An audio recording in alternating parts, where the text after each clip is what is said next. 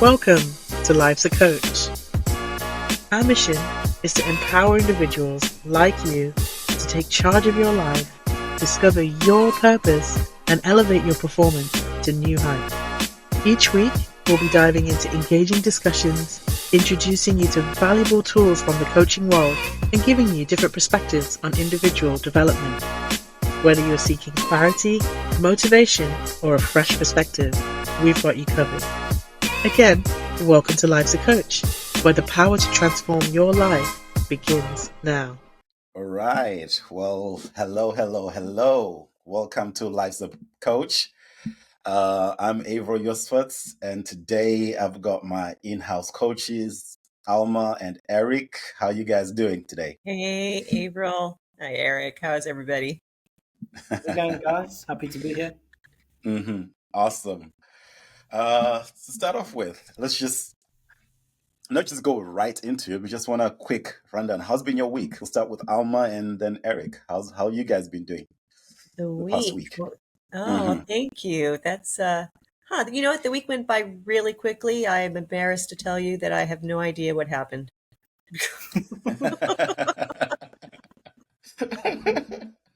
That's a good one. That's every week for me, for sure.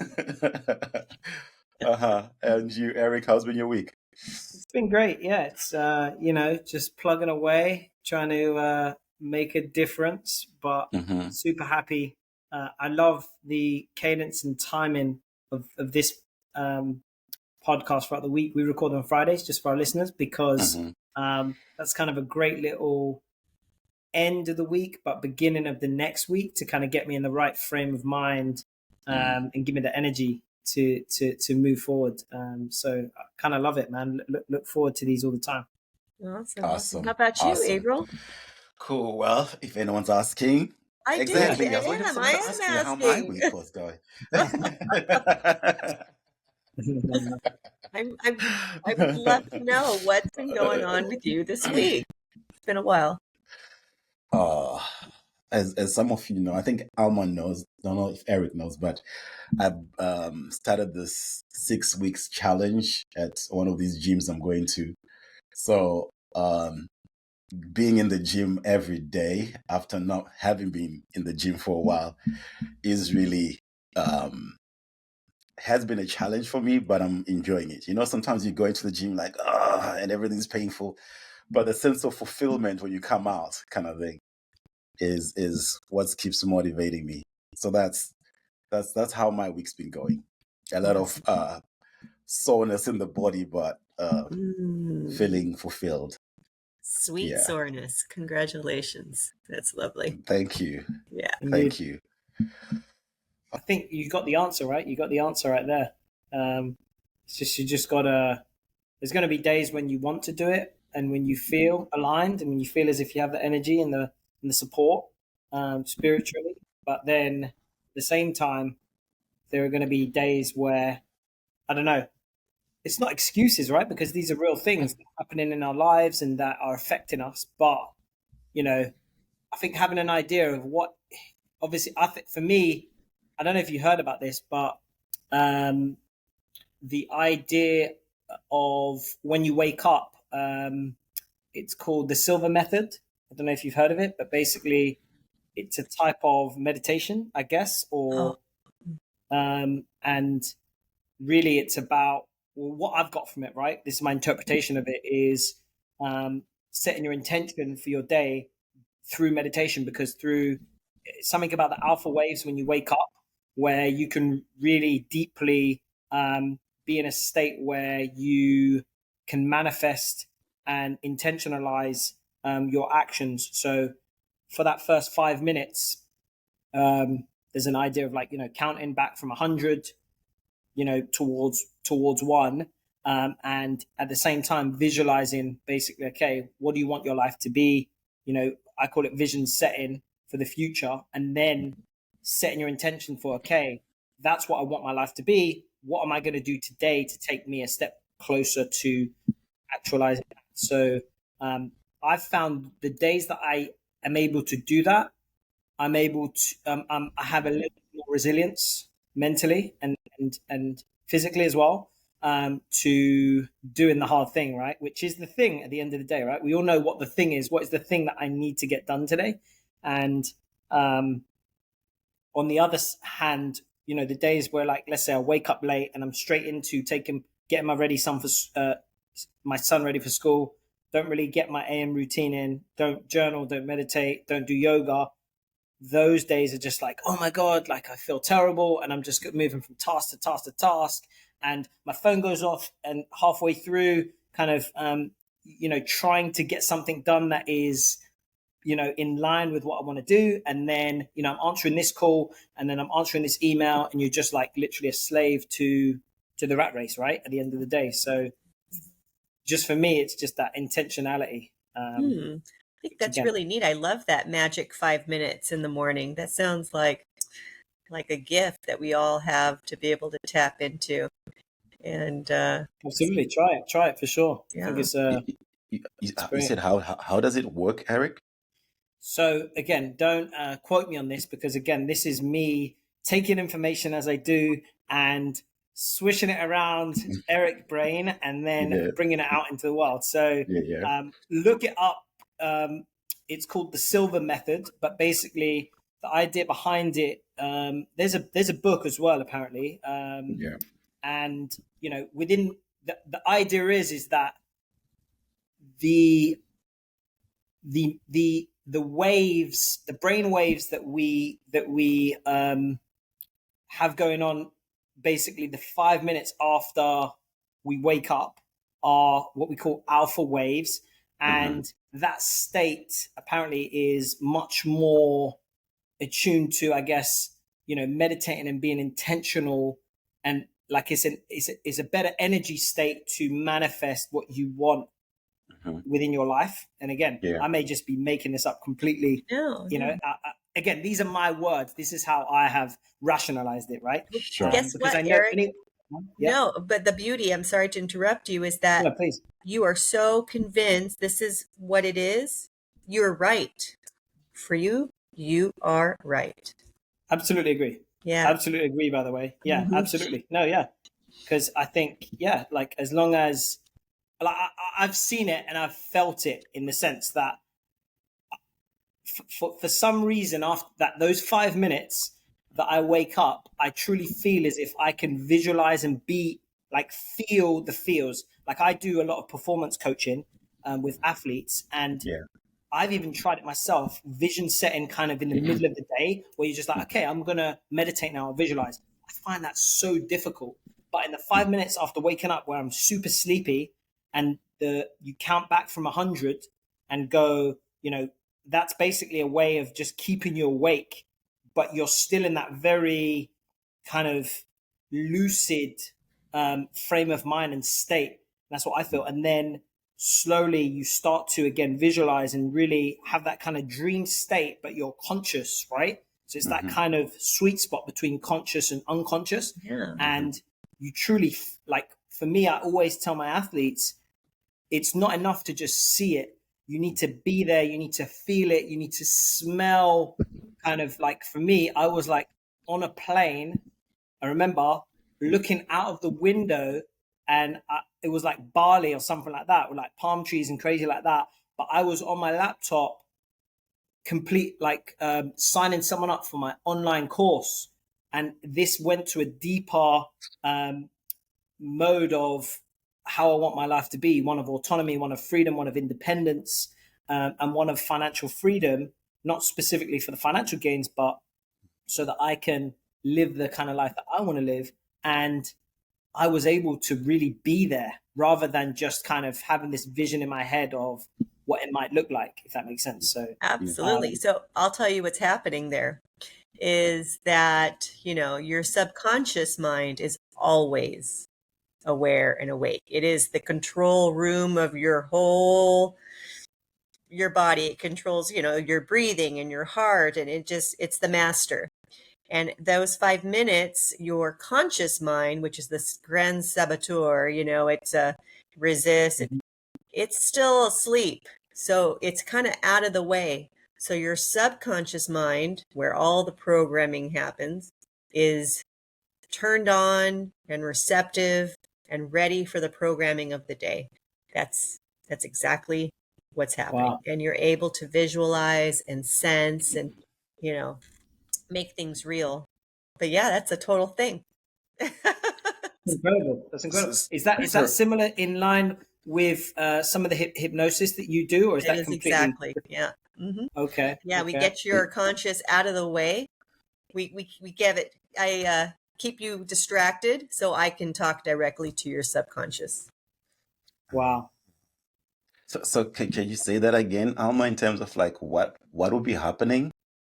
So, in a nutshell, to make it so easy, is that I move your conscious mind, No, I your mean, like what you're saying about the process that Eric described, the way you broke it down, like what would be happening oh, in so that? his Yeah, yeah, his magic 5 minutes, the golden five yeah, yeah. minutes in the morning. Yes, So what's yes. happening is that he's not fully awake yet. He's still in the alpha state of mind, if you Hmm. will, which Hmm. the subconscious is your conscious is still sleepy and not fully online yet. You're not online. Your subconscious is online. And you are taking that golden moment to install into your master subconscious Yeah. everything that you're going to do for the day, all your dreams, all your who you want to be, what you're going to do, because it's what's really running the show. And Gotcha. yeah, it's a direct But the funny direct. thing is Almar. The funny thing is with that. Just to add to it, Uh-huh. is now when I know now that it's my conscious mind, I feel as if my conscious and subconscious are linked considerably. Like I can tap into the subconscious much more. Like I'm more Mm, intuitive. mm, I know kind of how I feel. I'm more present rather than that conscious mind of now. I'd like to think if I was to get a message or an email, like I remember this morning, I went. I was being very clear as to because I had to jump on a Zoom call just before this. So I was jumping on a Zoom call. I opened my email to click the link, and there's two more emails that kind of tickled my fancy. And normal me, rat race me would click those messages and then spend another 5-10 minutes like going down these rabbit holes of fixing problems, right? But I was like, okay, link to self. I'm staying with this one. I'm going straight on and boot. Do you know what I mean? So it's kind of like you're able to, yeah, just as you Yeah, say, like absolutely. essentially Because program yourself. Yeah. you've been meditating for a very long time. You practice mindfulness, and you probably, if you look back on when you first started versus where you are today, you can probably like click right in immediately versus when you first started, it was, stop and go. So yeah, of course, you are Absolutely. trained, just like with trance. At the beginning, I couldn't get into trance. Now, if I'm with an operator, it's the same operator. I've been doing it with him often. It's like immediate for me now because I am linked and trained to like as soon as I hear his voice or whatever the first few words, I'm clicked in. It's Explain what is trance? That's the state of Oh, hypnosis. so like the state of even for meditation, deep when you are deep, like after the first 20 minutes and then you really start to go. yeah. That's in a sense it's a state of trance. Hmm. Wow, absolutely. Question, Alma, for what you're explaining earlier on, like when you say that when we um just waking up, we're still in the alpha state, right? And that's more when we're tapped into our subconscious and not our conscious mind, right? Okay. So Yes. my question is, I've heard people who say things like, if like I'm learning how to speak Spanish and a few other languages, and I've had people say that if you go to bed and you're asleep and you leave the a certain language modality playing in the background, it helps you get it. Is that how it works? Like when you're in that state, then you're taking in more stuff in your subconscious? In a sense it is. However, I also some years ago tried that route. Um, Mm-hmm. and funny enough, I didn't learn the language any quicker. than if I studied consciously when I was in my beta state, right? I think beta really worked for me. Um, uh, and I have spoken to leaders in the hypnotherapy field, and they too say that that's not. There has been no proof that that works. Okay. Yeah, Gotcha. yeah. So Okay. I think It's languages interesting. are a little complex, but the idea is there. It is. It is Is that is idea. this does that fall into the question mark of like what is like I don't know how to frame this, but kind of more of a logical skill versus a spiritual skill, if you know where I'm going with it. It's kind of like maybe like if something is more I guess, yeah, conscious versus unconscious. Do you know what I mean? Like there are certain things that consciously you need to be conscious for. Writing, reading, actions that take place. I guess that are more physical in nature. I don't know. Yeah. Versus subconscious, where it's very much the manifestation of what you're thinking and feeling, so to speak. I don't know. I don't know. So I'm not too familiar with this subject, except with that hypnosis will work to, let's say you are studying Spanish, Avril, like in the waking world, and you're working on it. What hypnosis can do is program your mind so that you are confident in being able to recall the language, speak the language, remember what you learned today, that sort of thing. Whether it's going to tell you, that you're going to be able to speak a speech in Spanish just because you're listening to it, I don't know. You're going to need to have the skills, but it will reinforce your learning ability. Like we can do that. A student has been studying all week for exams, and a hypnosis for the student to remind him, or so that he feels that he knows all the answers, that he's remembered everything that he read this week, that he's totally got, that type of programming. So yeah, you still got to do a little bit of work. Gotcha. Yep. Gotcha. There are no shortcuts. Trying to find that golden bullet. Right? No shortcuts. We all are. But it's really interesting too. I mean, I'm going to segue just a tiny bit, but the power of the mind, right? I mean, that's what we're discussing. All of those studies that you can visualize being in an act of, let's say, visualize playing the piano at it, in the perfect state, or Eric, visualize your sports, your event, how you're going to perform in the event, how are you going to run, how do you look, how do you finish, those type of visualizations. There's lots of proof that shows that really works. Even you had one person stay at home all day, and then the other person stay at home but visualize lifting weights. They found after a week that the person who visualized lifting the weights gained benefits as if he actually lifted the weights, but it was all in his mind. Oh, dang. Absolutely. Yeah. Dang. That's All exactly right. the link between the body. Sorry, go on. No. I was just saying, yeah. Like I it's funny you say that, because within my course, like I have a clip with an athlete now. He's only 16 years old and he's playing professionally right now. And I did vision setting with him. He wants to play in Europe and things like that. And one of the first things I used to frame it is that exact example of weightlifters, right?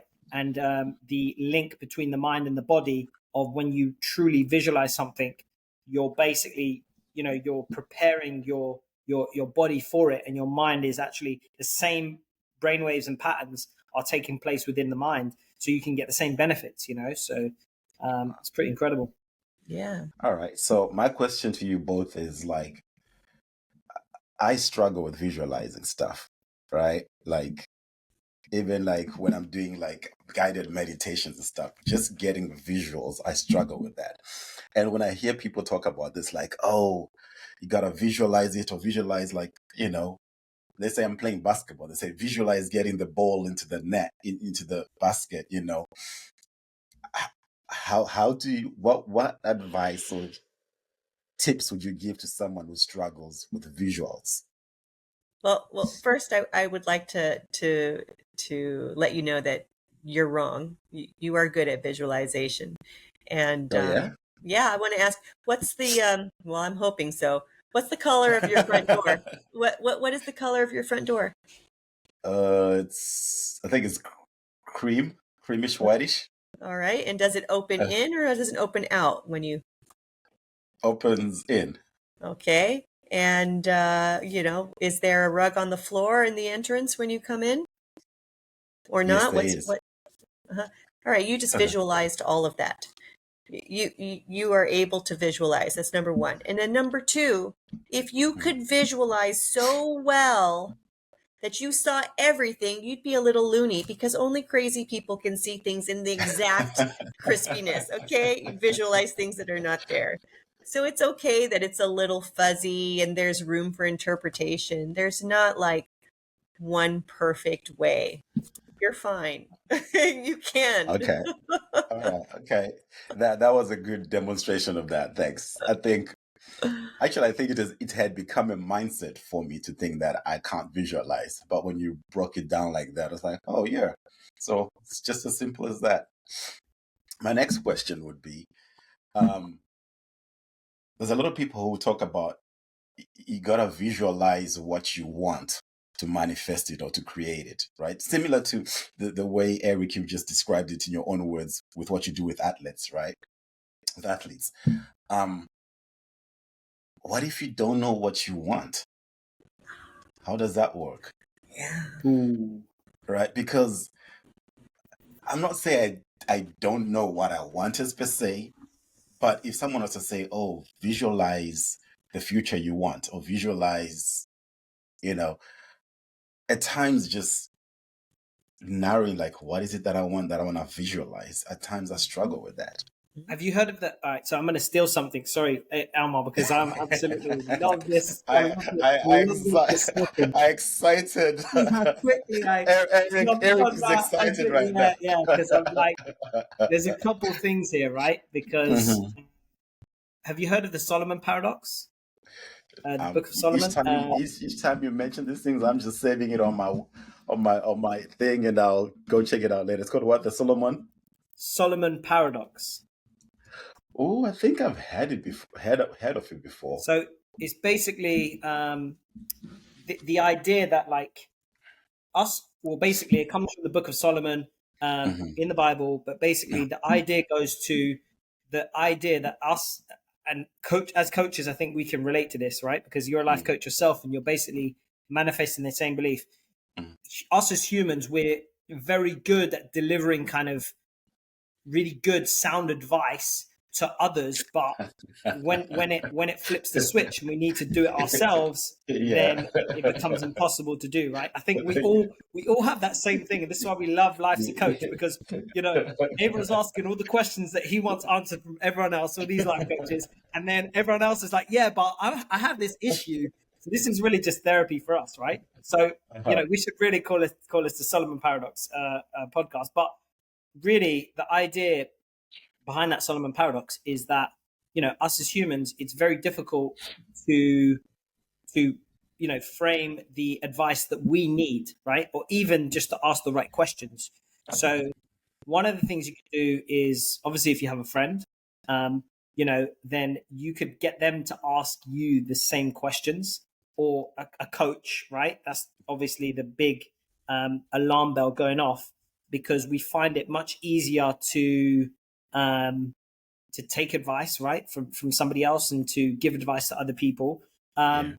But there's this really cool idea that, and something that I just started this week, is kind of be your own life coach kind of thing. It's kind of an interesting one, right? But imagine 80-year-old you, right? And this is an idea that is stolen somewhat from Alex Hormozy, but he basically imagines 80-year-old him, so 80-year-old you, what do you look like, and really what values do you want to exhibit? So what type of person do you want to be, right? Do you want to be somebody who is abundant, abundant wisdom and health and rights, but make it very specific to you, right? And there's a number of different kind of virtue finders and things like that you can go into to really tap into, okay, what are the most important virtues to me that I may not have now, but I feel are most useful to me, for the path of life that I want to live. Like, what type of person do I want to be? So you identify that 8-year-old you, or however old, right? It could be 5, 10, 15 years from now. And then from there, I feel that, you have a clear picture of the type of person you want to be. And now, there's that they always say the how is infinite, right? The how you get there is the fun part, right? But I think if you have a clear what, like, or who you want to be, then, and that's what we call mental contrasting in sport and performance psychology. Because mental contrasting is, we vision set for what we want to accomplish or the goal that we want to achieve or the person that we want to be. We have a clear vision of that. We manifest that more through like a vision board, so that now pictures and images of who you want to be and quotes that represent what you want to have. And then after that, the hard part is, okay, where you are now, where you want to be. Like, again, Jay asks all the time, like, all right, what's the first action you need to take? Right? What are I call it the spark goal setting. So S is super strengths. Tap into what you're generally good at. Like, we generally tend to want to lean into things that we're good at. So find your strength, turn it into a super strength, right? Don't focus on your weaknesses. Focus on what you're naturally good at. P is precise. You need to be very precise about the next goal that you want to achieve. A is action plan. So create a step-by-step plan that can be evaluated over time as to the plan that you want to do. R is roadblocks. Roadblocks is probably the most important part. What are the things that could go wrong along that path? And then K is like capstone, so a time frame. So usually like 3 months is like the sweet spot for achieving a goal. But obviously you can see that this is right up my alley, and I love chatting about this kind of stuff. But I'm interested to hear what Almar has to say on this. That's what our basic platform, right, as coaches, is that we help you with your goals. And it's true that most people will tell you what they don't want. But, a lot of people, they just don't know what they do want. And that's really the question that we just keep drilling. What do you want? And it takes a long time to figure it out. And as far as goal setting, I find it so amusing how most people, again, spend more time on their grocery list, on all the things that they want to buy, but can't do one for where they want to be in 1 month, 1 year, 5 years time. It blows my mind. Absolutely. Completely agree. What is it about failing to plan is planning to fail? It's and if you don't know where you're going, you're going to head nowhere. But that's how most of us walk out the door. But Avril's question is a synonymous one, right? It's probably one of the first ones that we ask. What about if I don't know where I want to go? Why is that such a difficult question to answer? It takes time. You know what? Funny enough, as you were sharing, Alma, I just got a little understanding too, at least for me. Like, I don't know, it's maybe something about the way you said what you said. It got me like, oh, I think I get why sometimes I don't know what I want. Because I look at the me 2 years ago, what he wanted, and I look at the me 5 years ago, what I wanted then, and the me 10 years ago. And I just realized that when I reflect, these different versions of me as I am evolving and growing up and maturing and all that, my needs or desires of how I perceived life and what I want from life have been changing. At one point, it was just like, okay, I want to work hard and do this and, do this for my career, la-di-da-di-da.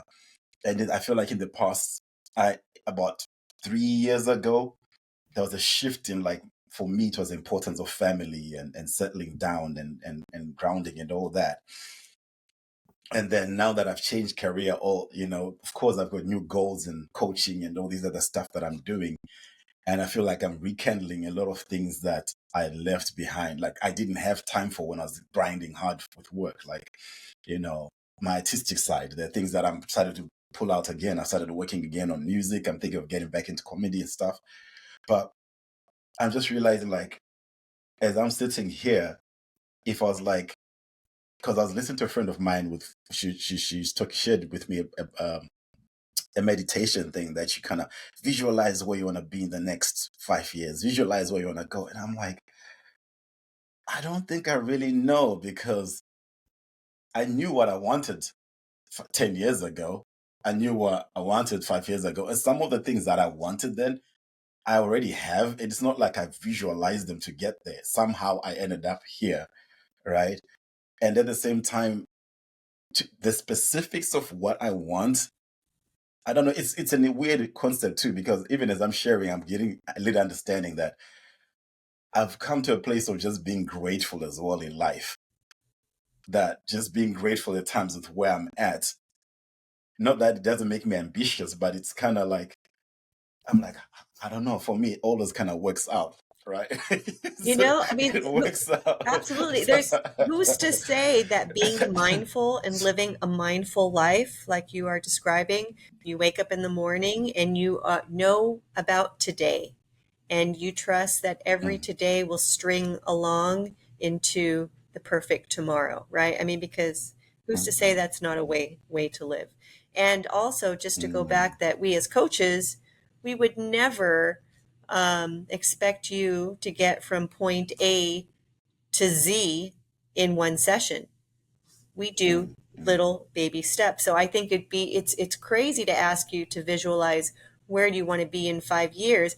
People do it. I'm not saying that it's wrong, Mhm. but we are all different. But how about where do you want to be tomorrow? Oh yeah, And yeah. then slowly build up on that. And then so you can catch up with who you've become, because you've been growing and changing and you haven't had time to catch up. So why don't you give yourself a little moment and catch up and just figure out where you want to be? I mean, forget about tomorrow. How about this afternoon? Yeah, Yeah, and like certainly. to Almar's point, I think what you're saying, Almar, is so important, because we're filled with anxiety when we think about the future, right?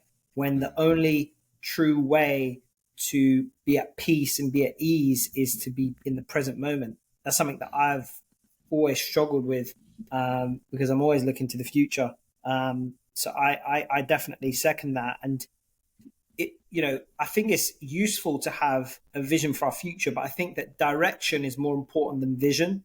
So that's why I Mm, thought that, like, mm, as long as we're moving in the right direction, we can steer. It's almost better to have a direction rather than a very crystal clear vision, because then when good things happen in our lives that may steer us a certain way, then we're close to it because we're like, no, no, no, I'm going this way, and there's no way that I can move any other way. Like life coaching is a perfect example, right? Of um, a something that came into my life of it wasn't quite clear, but when I came across it in Jay Shetty and then the community and the program and then meeting people like you, um, it's very much the present feeling rather than knowing where this is going or anything like that. It's just that I feel at ease and I feel present and fulfilled when I'm having these types of conversations. So, and that I say would be the virtue that I'm leaning into rather than the worry about what this is leading to. It's the virtue of self development, of belonging, of community, of sharing, of um, all of those positive virtues that I feel as if I'm at my best at, Gone. that right there, what you just said, the and that's funny enough because you just described. That's what I feel like is where I'm at. What I just love and desire about life, just belonging, having those feelings, being present, being around people, just that. whether it's being around people like, I want to manifest a future where I got tons of money, I got this. I'm like, I don't quite, I'm not there anymore, right? But what you just described is like, yeah, that's what I want. But how do I visualize that? Because it feels like I'm already somewhat already in it. And that's why I was like, it just feels like I'm grateful for where I'm at. I just want more of that. But at times I can't put it into words what that is. Absolutely. It's tough, man. It's not easy, but like as you said, that's what we all need. That's a fundamental need of human beings in general.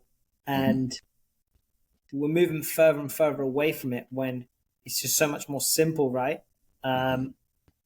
If we can just learn to be able to connect with people that are on the same, vibration, whatever you want to call it, as us. And there's nothing better than these types of conversation where, you say something, like Almar says something, and I'm like I'm jumping onto her neck, like last word, because that she said is so real to me inside of me, that something just jumps up and I need to express that this resonates with me so much. There's nothing better than that, because as a human, that shared understanding and vision for the hardest part is these self-limiting beliefs that, we are the only person that has to deal with the shame, the guilt, the worry, the anxiety, this is where humanity becomes difficult, when we silo ourselves off into, this is an individual journey that I need to deal with by myself, right? Versus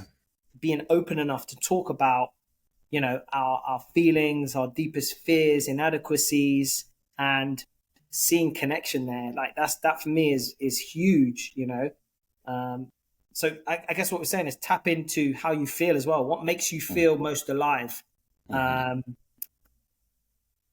There's this quote from Alexandra Johnson. So basically there's like the heroic app. So I'm in love with it. Basically she does these meditations, and one of the quotes by somebody else that I'm going to butcher definitely, but it goes along the lines of, don't ask what you need or what the world needs from you. Ask from you, what brings you alive, like most, or something like that, right? Don't ask what the world needs from you. Ask basically, what brings you alive the most, because what the world needs is for people to do what brings them alive. Do you know what I mean? So I feel as if that to me tells us that it's the feeling that we need to lean into more than, like we overthink it, right? We overthink it. Like we get clouded by, oh, this is what I need to do. This is the direction I need to go in. When in actual fact, it's just like, what gives you that feeling? That feeling there where Abel was just talking and I'm just like, 100%. Like I have a million different things. Like what makes you feel like that? Do you know what I mean? That's probably a good way to go. And that feeling is infectious. I mean, it really is. It lingers in the air. I believe that's so true. Fact. Tingles. Exactly. All right. True. So I'm not saying we're wrapping up yet, but just to recall things that I got from you guys when you're talking about someone who's struggling to understand what it is they actually want. One thing you shared with us, Eric, is the Solomon paradox. All right. Can you just, again, for our listeners and viewers out there, just clarify again your understanding of it, right? How it helps and what it is. Yeah. So, okay. All right. So just to kind of start at the beginning, the Solomon paradox was based off of King Solomon back in the Old Testament of the Bible.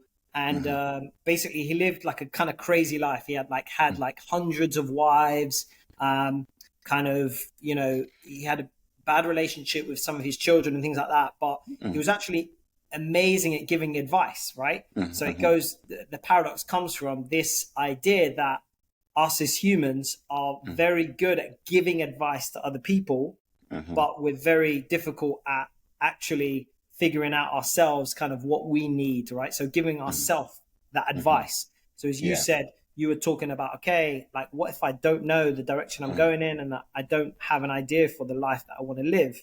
Yeah. A life coach can really help with regards to not so much advising you, but reflecting back onto you, kind of perhaps, what are the questions you're not asking, right? A lot of the time we think that it's the answers that we need, when in actual fact, all the answers are within us. We know this.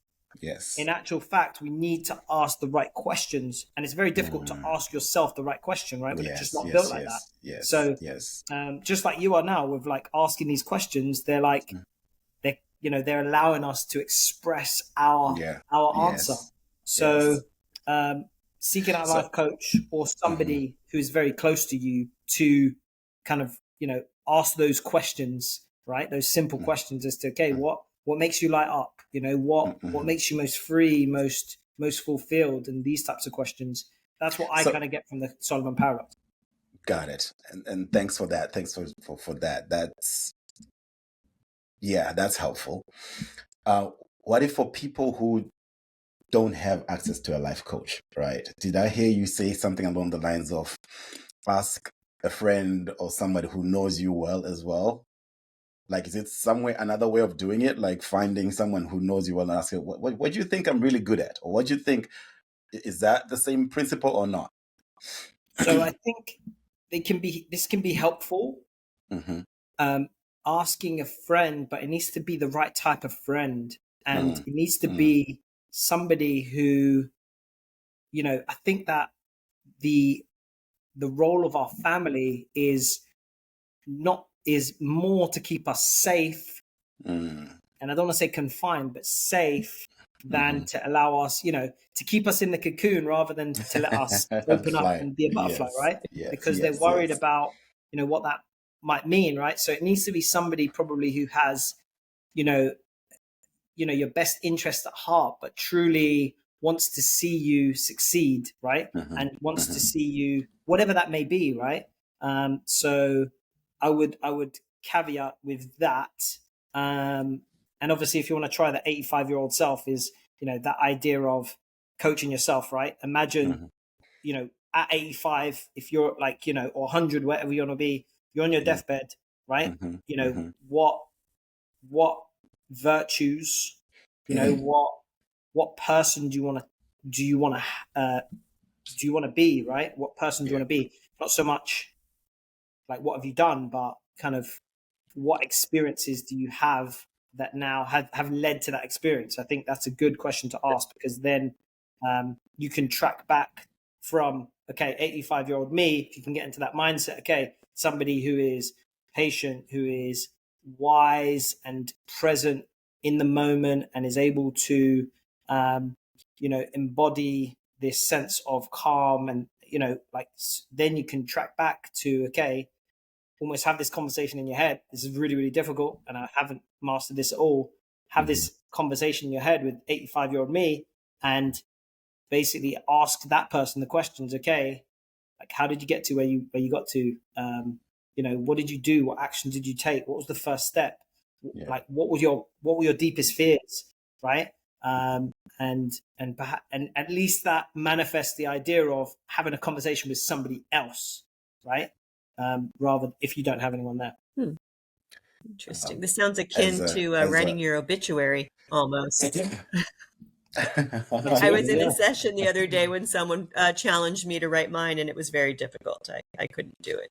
But I've tried that one too. That's hard.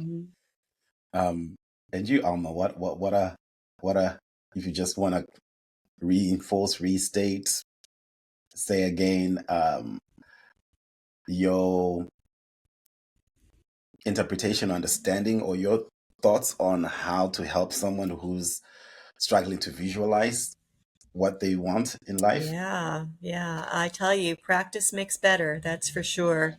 Eric gave us a beautiful gift of 5 minutes in the morning.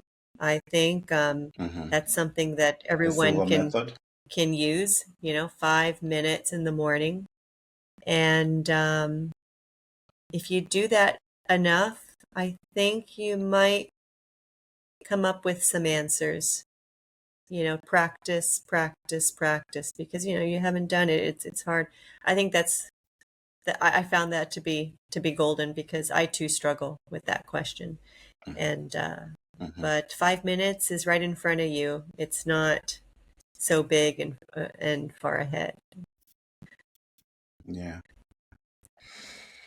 Thank you. I love this. To be honest with you, I feel like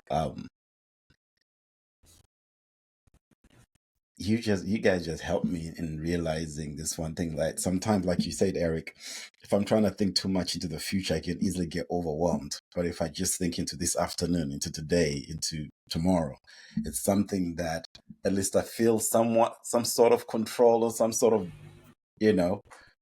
confidence in, kind of thing. Absolutely. All right. This has been another wonderful, brilliant episode. Fantastic. Yeah. All right. Start with you, Eric. Where can people find you, and what kind of life coach are you? For our audiences there who are new and our listeners out there. Absolutely. So you can find us obviously on Life's a Coach, the podcast and the social media channels. Please do connect with us. Let us know kind of what resonated with you most and what you want to learn more about. That's what we want to know, right? What conversations do you want us to have? Because we're almost in an embarrassment of riches with regards to the different topics we want to talk about, but we want them to be truly inspiring for you. So I would just say, reach out via Life's a Coach. And I'm sure through that, you'll be able to find our social media links to our channels as well. Nice. Awesome. Nice. And Almar? First of all, I would just like to add that, Eric did make a point that this group, these conversations, they are golden, and it is not easy to find people in your entourage, and your family that you can actually have these kind of conversations with. So I just wanted to acknowledge first that this is very special. And I just wish for everybody to have friends that they feel just as connected and inspired by. That is for sure. I acknowledge that that's not always possible. And I think a coach is a great friend to have. As a life coach, I think that each person is so special and unique. Currently I'm running a program on conscious conflict resolution, where it's a dress rehearsal. I mean, how many people would like to have a dress rehearsal to go through what they want to say? To Avril's question of what do I want? That's so hard. I think a lot of us go into conversations not knowing what it is we really want to accomplish. Like, what is the end goal? So, as a life coach, I definitely help. It's a team. It's teamwork. We work together, and we find the answers. We get you to where you want to go. I don't know. How's that, Avril? I know that was a long response, but I felt like I needed to go there, and then it segued to not at all. Not at all. Someone needed to hear that. Someone out there needed to hear that. I need to hear that. It's so true. No, so true. Even for these, like I would second that, Almar. That just the importance of finding your community, finding your place, and holding on to that, right? Because this is not normal, right? It's not just something that just comes out of thin air. So find your community, find the place where you can have these types of discussions yourselves. And if not, we're always here. So that's what we're absolutely. Yeah. Exactly. Thank you. Yeah. Well, this has been a beautiful episode again. This is me, Avril Yusfat, with our in-house coaches, Almar and Eric. Hope you enjoyed today's, and see you on the next one. All right, cool. Thanks, guys. See you guys. Thank you for joining us on today's episode of Life's a Coach. where our conversations aim to empower and support your personal growth. Until next time, remember that personal development is ongoing, so keep exploring, keep learning, and keep living a life that aligns with your true purpose. Take care, and we'll see you on the next episode of Life's a Coach.